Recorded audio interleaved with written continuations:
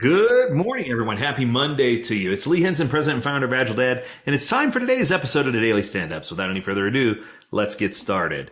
Monday morning, I hope you had an amazing weekend.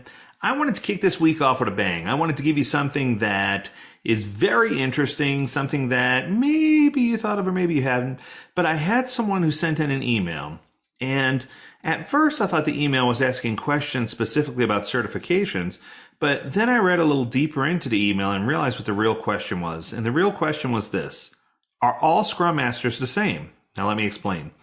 This person went on to describe, the certified Scrum Master versus a professional Scrum Master versus a safe Scrum Master versus a disciplined Agile Scrum Master. And they just said all these different people, there are all these different certifications. Are these people the same? What do they do? Are their roles the same? Are their responsibilities the same? But then they went on, and this is where it really got me. They said, what's the difference between a Scrum Master and an iteration manager? Or a team Scrum liaison? Or a product Scrum liaison? Or a team iteration manager? Or a Scrum iteration manager?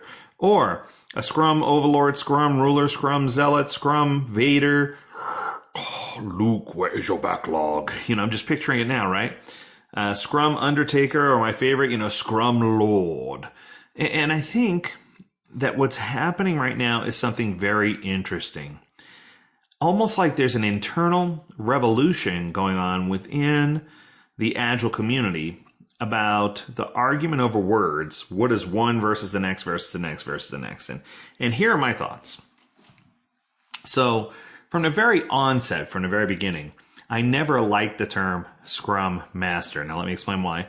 Obviously, one, the connotation of master servant. Granted, I wanted to get rid of that. But I think the greater connotation was, I don't know that it did a good job of describing the role. When I think of someone who's a master of something, I think that they are the expert. They are the de facto person who knows all about every role and every action and all the process and all the framework and everything that goes along with it. So I think that master from the very beginning was deceptive. If they would have called it, Scrum candidate.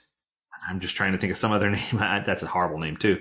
But my point is, I don't know that there was a better name at the time. And when Ken called it Scrum Master, with Jeff, I think it was with good cause. I think it was worth good merit. I don't think there was any deceitful attempts to pull something out or any kind of insidious attempts to say something or do something negative.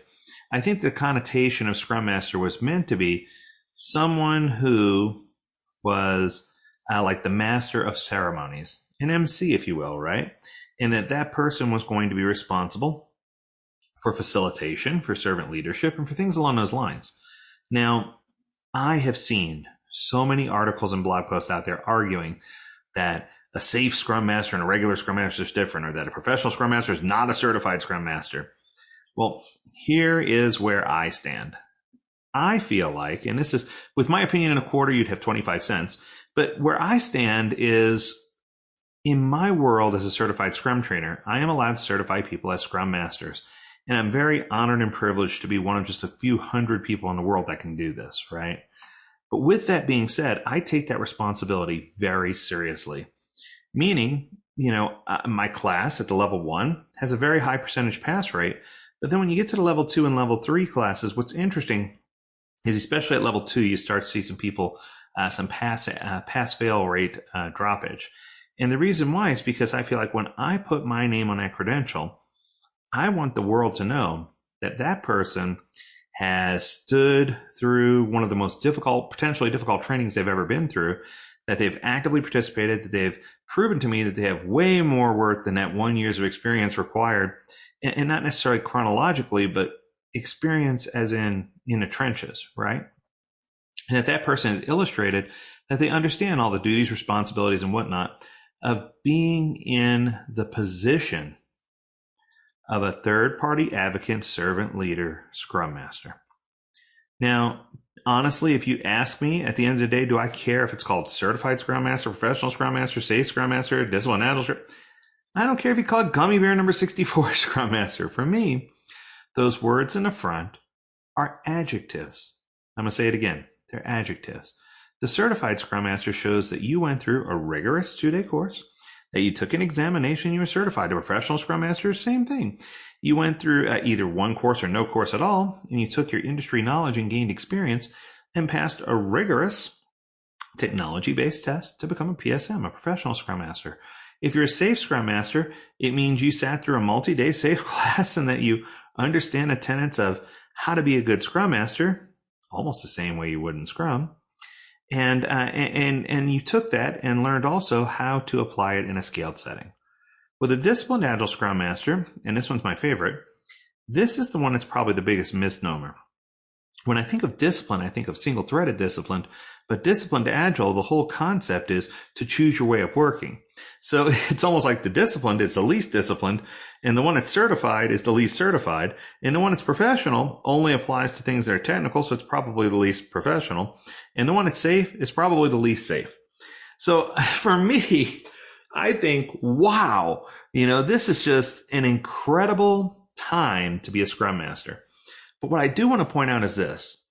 I read a long article that someone posted recently about the differences between a certified Scrum Master and a safe Scrum Master. And they went on to describe all these little finite interpretations of meanings behind some of the things that are there, some of the learning objectives that separate the two. I would argue that I disagree. And check this out. Here's why. Because I feel like if you look at any of these, certified Scrum Master, professional Scrum Master, safe Scrum Master, and disciplined Agile Scrum Master, they all have one thing in common. Anybody want to guess? You're right, Scrum Master. Scrum Master is the underlying term that's there.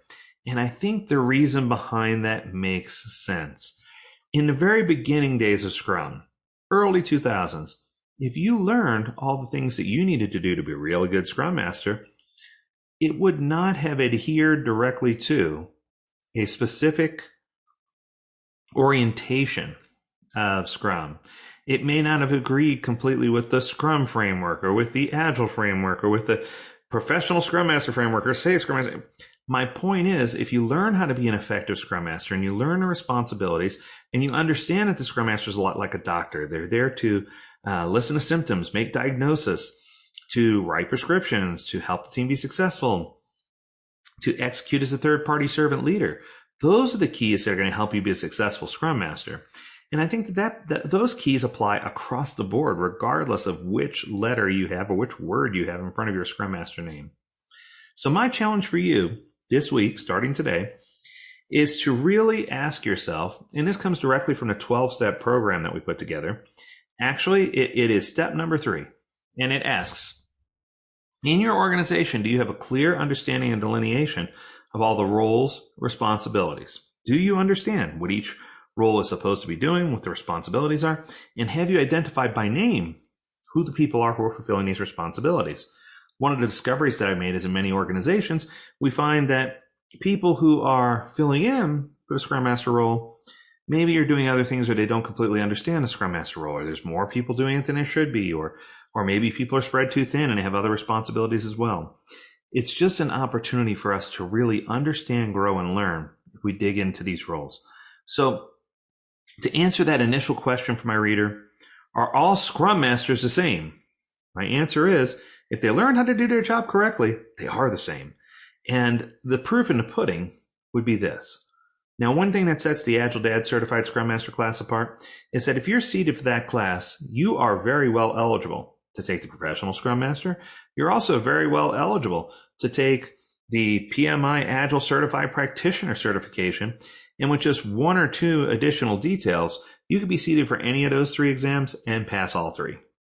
So I'm not promising it's buy one, get 2 free, but my classes are a little more expensive than some of the average classes, but for good reason, because you're going to walk away with the tools necessary, not just to pass a test or to earn a letter behind your name, but to be the best at what you do.